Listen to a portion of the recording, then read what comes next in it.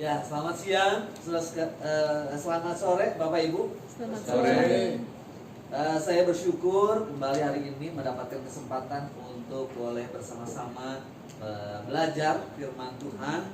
Saya mengajak kita untuk merenungkan satu tema yang sangat menarik, dalam, tidak terlalu mudah kadang-kadang untuk dipahami, yaitu memahami tentang keadilan Allah atas umatnya. Saya mengajak kita membaca dari kitab Habakuk. Kitab Habakuk pasal 1 ayat 2 sampai dengan ayat yang ke-13. Cukup panjang, ditambah dengan pasal 2 ayat 1 sampai dengan ayat yang ke-5. Habakuk 1 ayat 2 sampai dengan ayat yang ke-13. Saya akan membacakan ayat-ayat ini untuk kita sekalian. Demikian firman Tuhan. Berapa lama lagi Tuhan aku berteriak tetapi tidak kau dengar. Aku berseru kepadamu penindasan tetapi tidak kau tolong. Mengapa engkau memperlihatkan kepadaku kejahatan sehingga aku memandang kelaliman? Ya, aniaya dan kekerasan ada di depan mataku. Perbantahan dan pertikaian terjadi. Itulah sebabnya hukum kehilangan kekuatannya dan tidak pernah muncul keadilan. Sebab orang fasik mengepung orang benar. Itulah sebabnya keadilan muncul terbalik. Keadilan muncul terbalik. Lihatlah di antara bangsa-bangsa dan perhatikanlah. Jadilah heran dan tercengang-cengang. Sebab aku melakukan suatu pekerjaan dalam zamanmu yang tidak akan kamu percayai jika diceritakan. Sebab sesungguhnya akulah yang membangkitkan orang Kasdi, bangsa yang garang dan tangkas itu, yang melintasi bujur bumi untuk menduduki tempat kediaman yang bukan kepunyaan mereka. Bangsa itu dahsyat dan menakutkan.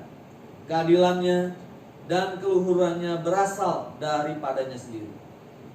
Kudanya lebih cepat daripada macan tutul dan lebih ganas daripada serigala pada waktu malam. Pasukan berkudanya datang menderap. Dari jauh mereka datang, terbang seperti raja wali yang menyambar mangsa.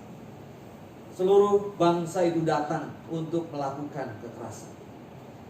Serbuan pasukan depannya seperti angin timur, dan mereka mengumpulkan tawanan seperti banyaknya pasir.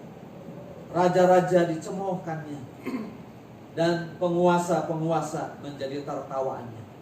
Ditertawakannya tiap tempat berkubu, ditimbunkannya tanah, dan direbutnya tempat itu. Maka berlarilah mereka seperti angin dan bergerak terus. Demikianlah mereka bersalah dengan mendewakan kekuatannya. Ayat 12. Bukankah engkau ya Tuhan dari dahulu Allahku yang Maha Kudus, tidak akan mati kami. Ya Tuhan, telah kau tetapkan dia untuk menghukumkan. Ya gunung batu, telah kau tentukan dia untuk menyiksa. Matamu terlalu suci untuk melihat kejahatan, dan engkau tidak dapat memandang kelaliman. Mengapa engkau memandangi orang-orang yang berbuat khianat itu, dan engkau berdiam diri apabila orang fasik menelan orang yang lebih benar dari dia? Aku mau berdiri di tempat pengintaianmu dan berdiri tegak di menara. Aku mau meninjau dan menantikan apa yang akan difirmankannya kepadamu, dan apa yang akan dijawabnya atas pengaduanku. Lalu Tuhan menjawab aku. Demikian, tuliskanlah penglihatan itu dan ukirkanlah itu pada loh-loh, supaya orang sambil lalu dapat membacanya. Sebab penglihatan itu masih menanti saatnya, tetapi ia bersegera menuju kesudahannya dengan tidak menipu. Apabila berlambat-lambat, nantikanlah itu, sebab itu sungguh-sungguh akan datang dan tidak akan bertemu.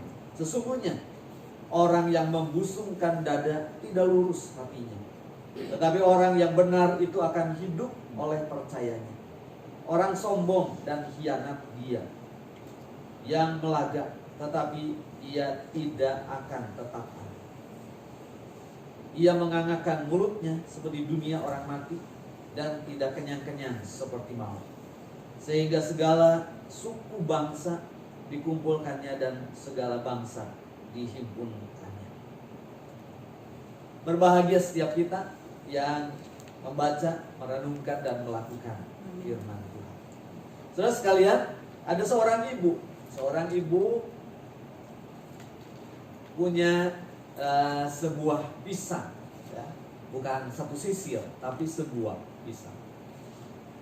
Dan ia ingin membagikan sama adilnya kepada 2 anak laki-laki. Bisakah Bapak Ibu menolong ibu ini untuk membagi pisang itu sama adilnya? Kira-kira gimana ya caranya? Ingat bahwa pisang itu kan ya, di sisi yang satu itu bentuknya lancip, ya. Di sisi yang lainnya tumpul. Ya, kalau dibagi tengahnya dipotong, adil nggak? Masih adil nggak? Enggak ya. Karena yang satu dapat bagian yang lebih kecil tuh di ujungnya. Kira-kira caranya gimana ya? Dibelah. Dibelah gimana? Dari vertikal gitu ya. Kira-kira bisa nggak tuh ya? Pisang yang yang bengkok dibelah dari ujung satu ke ujung yang lain. Rasanya agak sulit ya, atau cukup sulit untuk membelah dengan sama persis gitu ya. Jadi kira-kira gimana tuh satu pisang dibagi kepada 2 anak, di mana pembagiannya itu adil. Ada satu cara. Nah, ibu ini menemukan caranya begini. Dia panggil anak yang paling besar. Dia bilang, kamu yang potong pisang ini, tapi yang milih duluan adikmu. Nah, kira-kira gimana tuh ya? Pasti si kakak ini akan berusaha memotong pisang itu seadil-adilnya, karena bukan dia yang milih duluan, betul ya? Adiknya yang milih duluan. Saudara-saudara, bicara tentang soal keadilan, kita seringkali berpikir bahwa adil itu artinya tidak memihak, ya, tidak memihak siapapun, atau ya sama rata, seperti pembagian pisang tadi. Atau bahkan bisa juga begini, kalau saya nggak dapat, maka dia juga nggak dapat. Itu adil, ya. Tapi rasanya kalau begitu, itu mah bukan adil, ya. Tapi ada sifat iri atau dengki. Kalau saya nggak dapat, maka tidak boleh ada seorang pun yang dapat. Itu adil. Bagaimana kalau kita memikirkan tentang keadilan Allah? Ya, apa yang kita pikirkan tentang tindakan adil Allah? Dan kapan kita berasumsi bahwa Allah tidak adil? Ya, umumnya adalah ketika kita melihat kebaikan kemudian dibalas dengan kejahatan, ya. Dan Tuhan berdiam saja. Tuhan tidak melakukan tindakan apapun, ya, sehingga kejahatan itu ya terus terjadi. Seringkali kita berpikir bahwa kalau Allah adil, maka kejahatan itu harus ditumpas habis, dan kebaikan dibalas dengan kebaikan.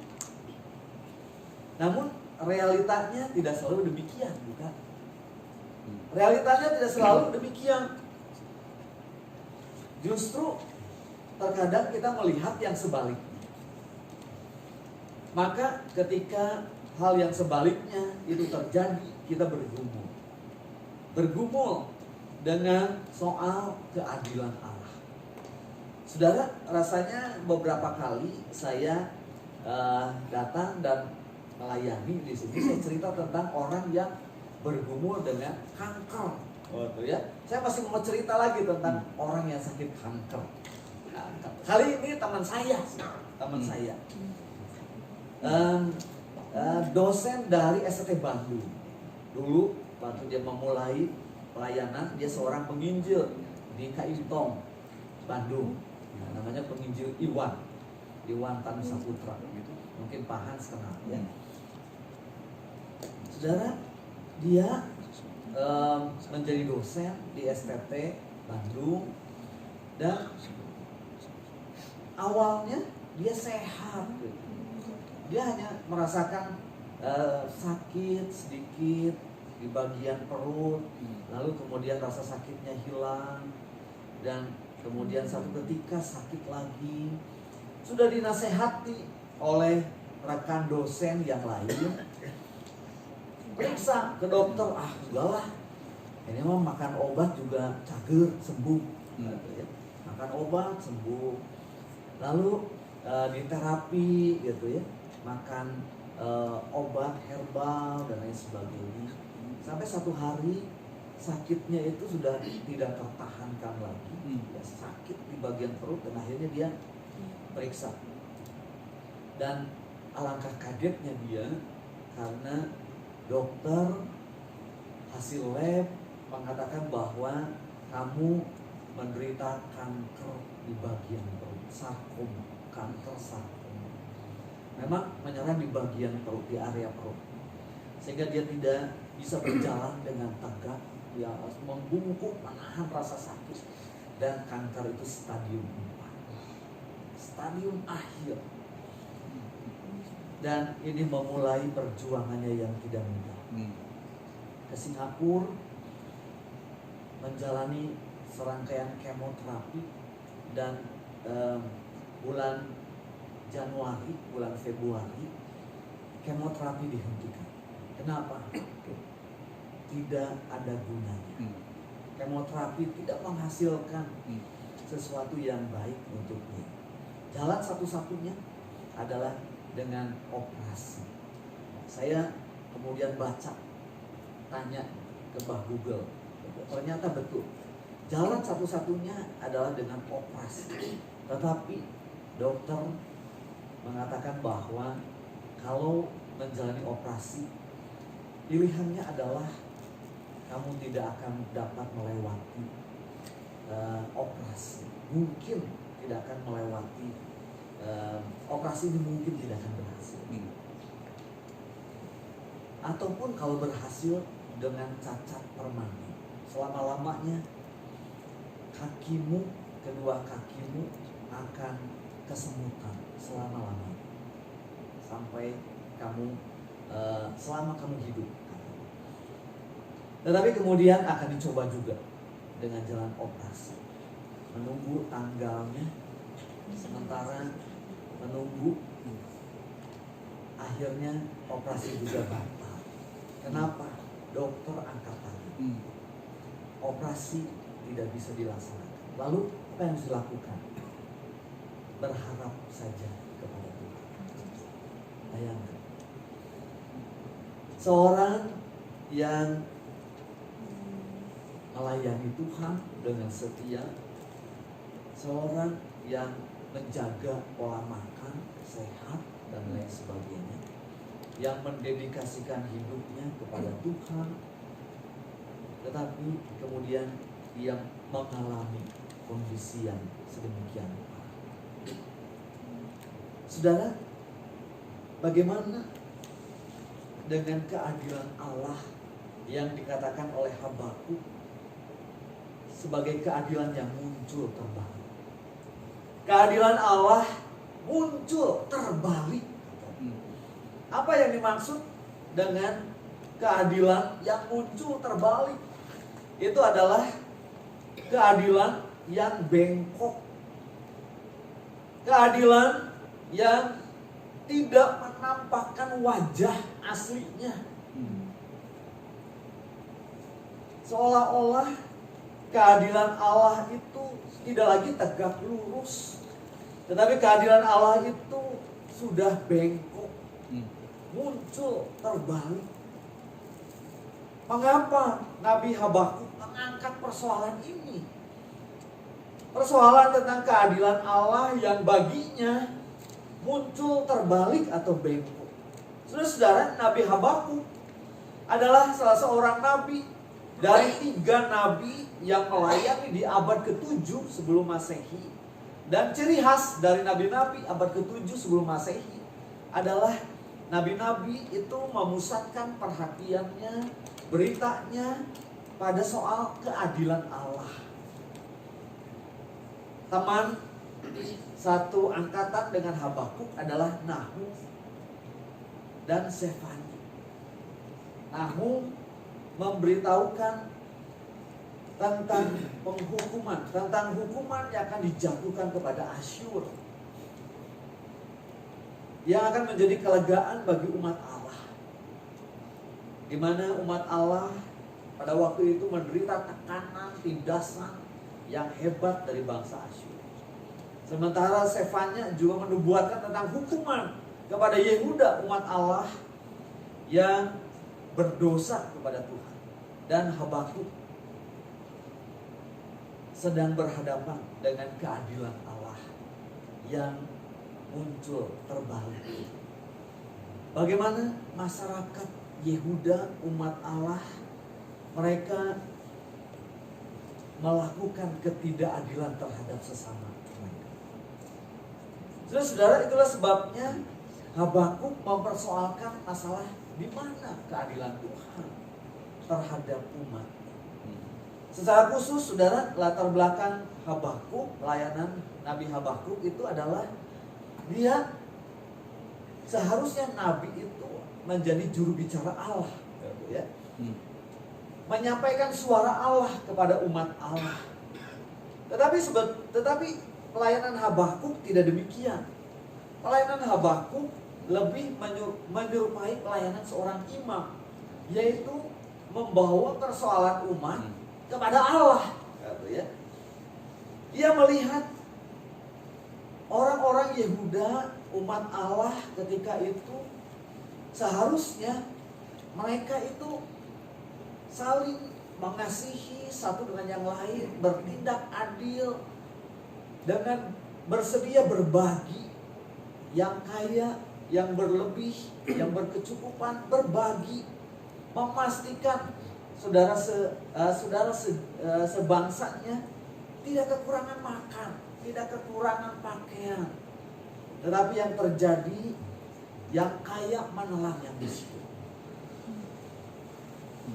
menindas yang kaya, yang berkuasa menindas sesamanya. Mereka sudah memiliki segalanya, tetapi mereka tidak puas dengan apa yang mereka miliki. Dan untuk kepuasan dirinya, mereka mengambil ladang, merampas rumah yang dimiliki oleh sesamanya yang miskin. Dan itulah yang terjadi. Itulah yang dilihat oleh Habakuk, sehingga kemudian dia bertanya kepada Tuhan, di mana keadilanmu? Di mana keadilanmu untuk orang-orang yang miskin itu? Mereka semakin tertindas dan terjepit oleh sesama mereka. Saudara-saudara, namun bagaimana jawaban Tuhan terhadap komplain, terhadap keluhan sang nabi? Kalau kita membaca di ayat 2 sampai dengan ayat yang keempat, di sana kita melihat sebuah pertanyaan keluhan yang dimulai dengan berapa lama? Berapa lama dan mengapa semua itu terjadi atas umatmu? Yang dilihat oleh Habakuk yang menjadi protes dari Habakuk adalah tampaknya Tuhan membiarkan gangguan, penderitaan, aniaya, tindak kekerasan, perselisihan, perbantahan, bahkan perkelahian di antara umat Allah. Seolah-olah terhadap persoalan ini hukum sudah kehilangan kekuatannya. Atau dengan kata lain, hukum sudah menjadi mati rasa. Sudah tidak ada lagi kekuatan. Keadilan tidak pernah muncul dengan wajah asli. Keadilan Allah sudah bengkok. Dalam situasi inilah, dalam situasi yang menyesakan inilah, sang Habakuk menyampaikan keluhannya kepada Tuhan. Berapa lama engkau membiarkan umatmu dalam kondisi yang seperti ini? Mengapa engkau diam saja dan tidak turun tangan untuk menolong umat? Saudara-saudara, kalau kita ada di dalam situasi seperti itu, kita juga mengajukan pertanyaan itu kepada Tuhan. Berapa lama Tuhan? Dan mengapa saya mengalami hal-hal yang seperti ini? Dan Tuhan menjawab di bagian yang kedua. Di ayat 5 sampai dengan ayat yang ke-11, Tuhan menjawab keluhan, protes dari sang nabi. Justru jawaban Tuhan itu di luar dugaan sang nabi. Tuhan menjawab di dalam bagian itu bahwa Ia akan memberi penghukuman kepada si penindas. Dengan cara bagaimana? Dengan mengutus orang-orang Kasdim untuk menghukum umat Allah. Ini sungguh-sungguh tidak bisa dimengerti oleh sang nabi.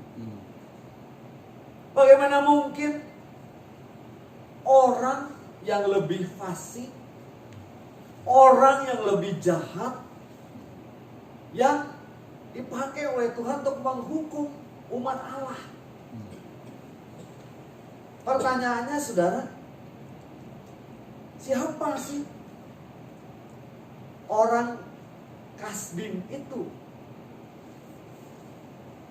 Di dalam bagian yang kedua itu, ayat 5 sampai 11, dideskripsikan di sana bahwa orang-orang Kasdim itu adalah bangsa yang garang dan tangkas, bangsa yang sangat menakutkan. Kehebatannya dilukiskan begitu rupa, seperti dia itu lebih cepat daripada macan tutul, lebih ganas daripada serigala pada waktu malam. Pasukannya datang dari jauh, terbang seperti raja wali yang menyambar mangsa. Serbuannya seperti angin timur. Saudara-saudara, ini sebuah gambaran yang dahsyat sekali. Siapakah orang-orang Kasdim? Mereka, orang-orang Kasdim itu adalah penduduk yang tinggal di Babel Selatan. Di Babel bagian selatan. Nabi Habakuk memang berada di dalam masa peralihan di mana kerajaan Asyur sudah mulai digantikan dengan kejayaan Babel. Raja Nabopolassar itu adalah seorang raja orang Kasdim yang sangat tersohor pada waktu itu. Dan karena dia sangat hebat dan terkenal, maka sebutan Kasdim itu menggantikan sebutan Babel. Ya. Sehingga bisa dikatakan bahwa bangsa atau orang Kasdim itu adalah Babilonia atau kerajaan Babel. Tuhan memakai kerajaan Babel untuk menghukum Yehuda, menghukum umat Allah. Dan ini sungguh-sungguh tidak dapat dimengerti oleh sang nabi. Bangsa asing, penyembah berhala, orang yang lebih fasik, lebih jahat, kok dipakai oleh Tuhan untuk menghukum umat Allah. Cara inilah yang tidak bisa diterima oleh Habakuk, sehingga kemudian menimbulkan komplain, protes yang lebih keras dari sang nabi.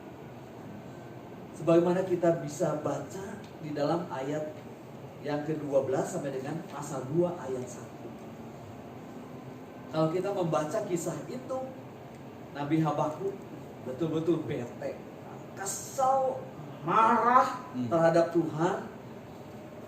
Kok bisa-bisanya gitu ya? Kok bisa-bisanya Tuhan itu bertindak dengan cara demikian, menghukum umatnya dengan menyerahkan penghukuman itu kepada bangsa asing, kepada penyembah berhala, kepada bangsa yang lebih jahat, lebih fasik dari umat Allah. Betul bahwa umat Allah pada waktu itu bertindak tidak adil terhadap sesamanya, yang kaya, yang berkuasa menelan yang miskin. Tetapi ya jangan begitulah, mungkin ya bagi Habakuk, ya Tuhan jangan gitulah. Kalau mau menghukum jangan pakai cara begitu, gitu ya. Saya nggak habis pikir bagaimana Tuhan menghukum orang yang lebih benar oleh orang yang lebih jahat. Saudara, kalau kita melihat situasi seperti ini, rasanya kita pun akan seperti Habakuk. Kok bisa ya Tuhan mendisiplin umatnya, atau ya, mendisiplin umatnya yang berbuat dosa oleh bangsa yang lebih fasik, oleh orang-orang yang tidak percaya, yang lebih jahat. Itulah sebabnya kemudian Habakuk semakin marah kepada Tuhan, keadilan muncul terbalik. Sungguh-sungguh tindakan Allah itu gak masuk akal, gak bisa diterima dengan akal sehat bagi Habakuk. Itulah sebabnya kemudian Habakuk mempertanyakan soal keadilan Allah dengan sebuah gugatan kepada Tuhan. Habakuk menunjukkan soal kekudusan Allah. Bagaimana mungkin Allah yang kudus memakai orang bangsa yang lebih jahat untuk mendisiplin umat Allah yang lebih benar dari orang-orang jahat itu? Bukankah katanya engkau dari dahulu adalah Allah yang maha kudus? Bukankah matamu terlalu suci untuk melihat kejahatan, untuk memandang kelakuan? Mengapa sekarang engkau memandangi orang-orang yang berbuat jahat, berbuat khianat, dan engkau hanya berdiam diri? Mengapa orang-orang fasik engkau biarkan menelan orang-orang yang lebih benar dari dia? Ini komplain, protes dari sang nabi. Lagi-lagi Tuhan menjawab di bagian akhir, yaitu di ayat 2 sampai dengan ayat yang ke-5. Tuhan menjawab pertanyaan yang sulit yang diajukan oleh Habakuk dengan berkata kepada sang nabi itu, tuliskan bahwa Tuhan itu adil dalam jalan-jalannya. Tuhan itu adil di dalam segala keputusannya. Sesungguhnya katanya, orang yang sombong, orang yang membusungkan dadanya, orang yang angkuh, orang yang tidak lurus hati, orang yang berlaga, dia hanya ada untuk sementara waktu. Dia hanya ada untuk waktu yang singkat saja. Saudara sekalian, ini mengingatkan kepada perkataan pemazmur di Mazmur 73. Di sana sang pemazmur melihat pemandangan yang kontras. Dia memandang orang-orang yang hidupnya benar, menjaga langkahnya, menuruti perintah Tuhan, namun kehidupannya jauh dari yang namanya mujur. Tetapi sebaliknya, orang-orang yang hidupnya bengkok, yang senang dengan dosa, yang melakukan pemerasan dan lain sebagainya, tapi hidupnya aman-aman saja. Mereka gemuk dan mereka diberkati oleh Tuhan. Pemazmur hampir saja merasa iri dan marah kepada Tuhan. Tetapi kemudian Tuhan memperlihatkan kepada dia, sesungguhnya orang-orang yang berbuat jahat itu berdiri di tempat yang licin, dan sebentar lagi dia akan jatuh, tergelincir, dan tidak akan pernah bangun lagi. Tetapi sesungguhnya orang benar itu akan tegak karena Tuhan menopang. Saudara-saudara, demikian juga apa yang dinyatakan oleh Tuhan kepada hamba.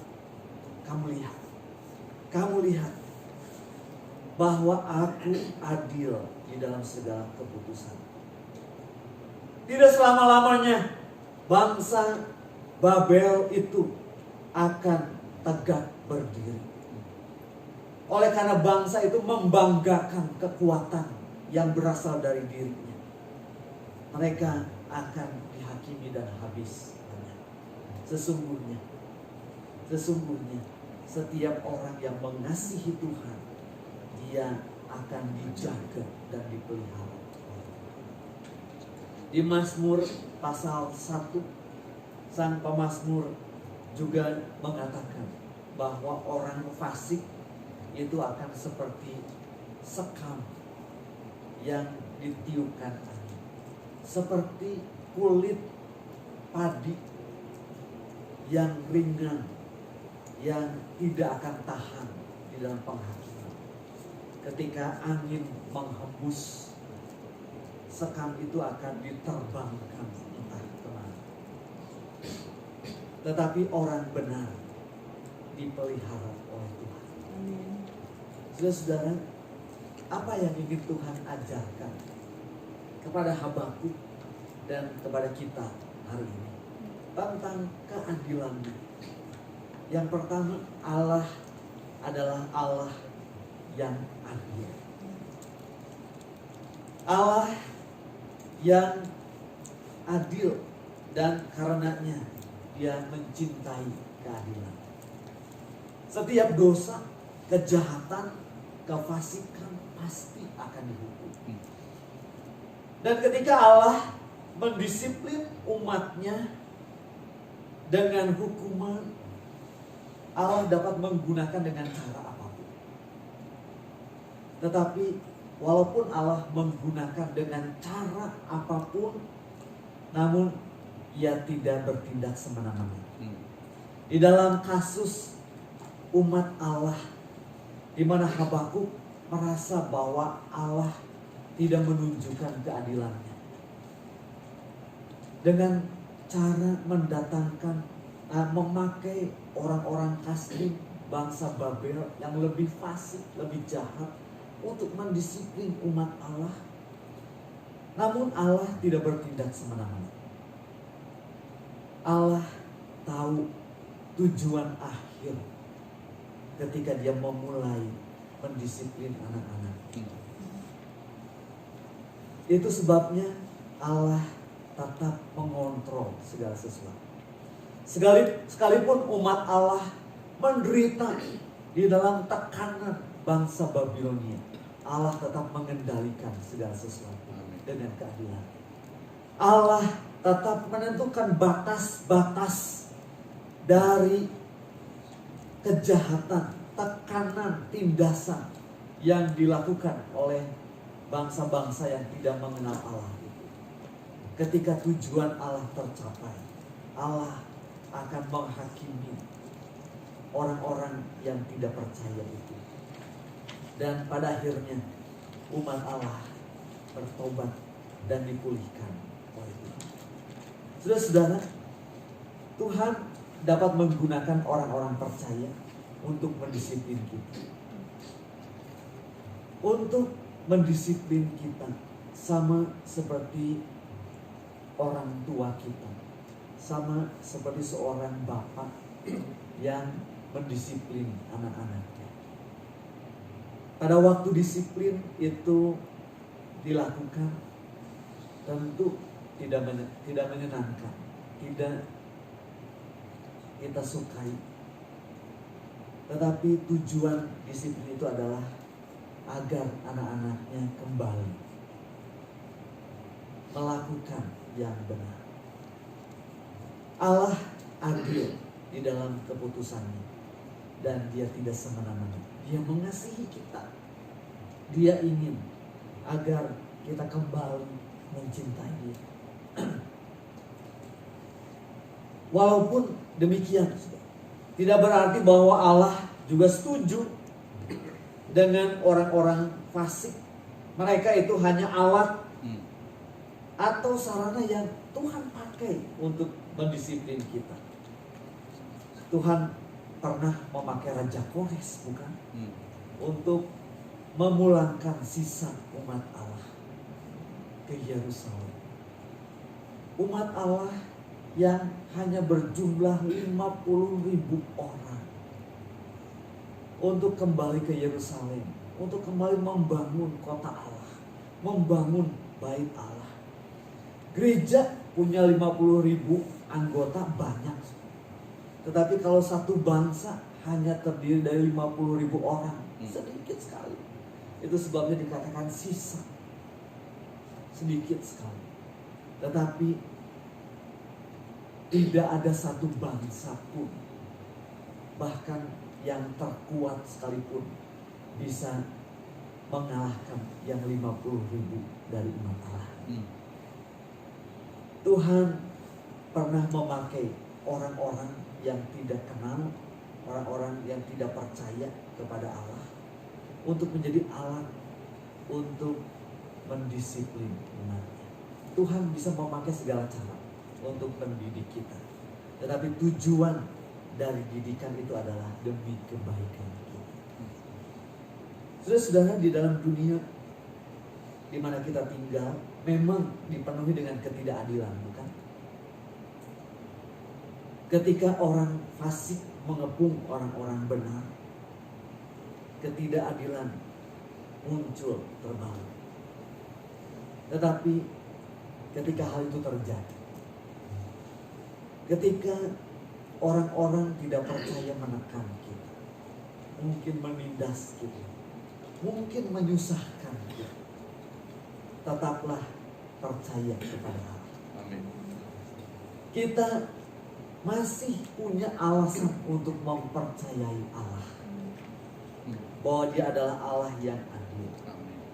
Ketika kita mempercayai Allah, kita tetap memelihara pengharapan bahwa satu ketika tujuannya selesai atas kita, Dia akan memulihkan kita. Amin. Dia akan memulihkan kita melalui Habakuk 2 ayat 4 dan 5. Allah ingin berkata kepada kita supaya kita tetap setia dan beriman kepada Dia, tetap menyandarkan diri kita sepenuhnya kepada Dia. Iman itu sederhana. Iman itu adalah percaya kepada perkataan Allah. Sederhana tetapi sulit untuk dilakukan.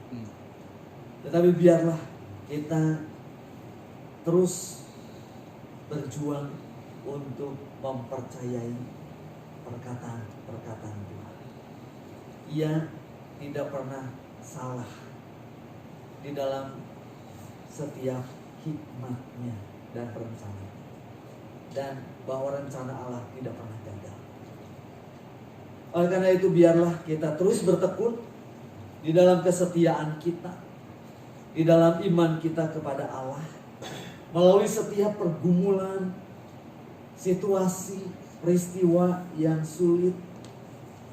Biarlah kita tetap setia dan beriman kepada Allah. Dia adalah Allah yang mengasihi kita. Dan sekali Dia mengasihi kita, selama-lamanya Dia akan mengasihi kita. Amin. Kiranya Tuhan menolong kita dan terus menyertai kita. Amin. Mari kita akan berdoa. Terima kasih Tuhan untuk firman-Mu yang boleh diberitakan kepada kami. Terima kasih.